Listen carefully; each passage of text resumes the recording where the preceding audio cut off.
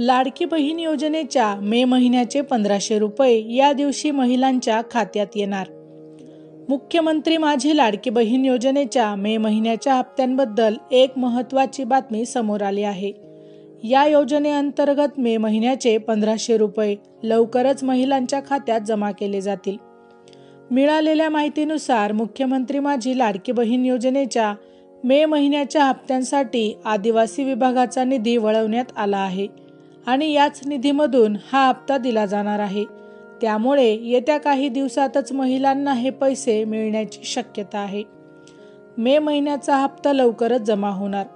मुख्यमंत्री माझी लाडकी बहीण योजनेसाठी आदिवासी विभाग खात्याचे तब्बल 335 कोटी 70 लाख रुपयांचा निधी वळवण्यात आला असून तो महिला व बालविकास खात्याकडे वर्ग करण्यात आल्याचे वृत्त आहे।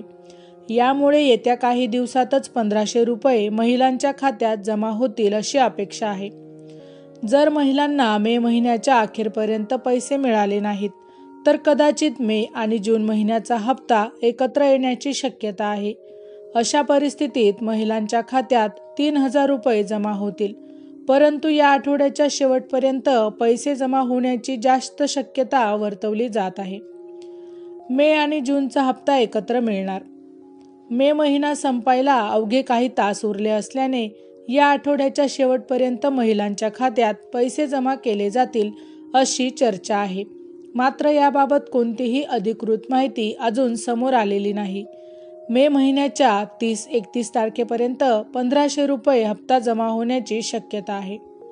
महिलांना पैसे कधी मिळतील याबाबत महिला व बालविकास मंत्री आदिती तटकरे स्वतः माहिती देतील अशी अपेक्षा आहे। आदिती तटकरे अनेकदा ट्विट करून 1500 रुपये कधी येणार याबाबत माहिती देतात। अधिकृत माहिती आल्यावरच मे महिन्याचा हप्ता कधी येणार यावर विश्वास ठेवणे योग्य ठरेल। माहिती आवडली असेल तर अवश्य शेअर करा।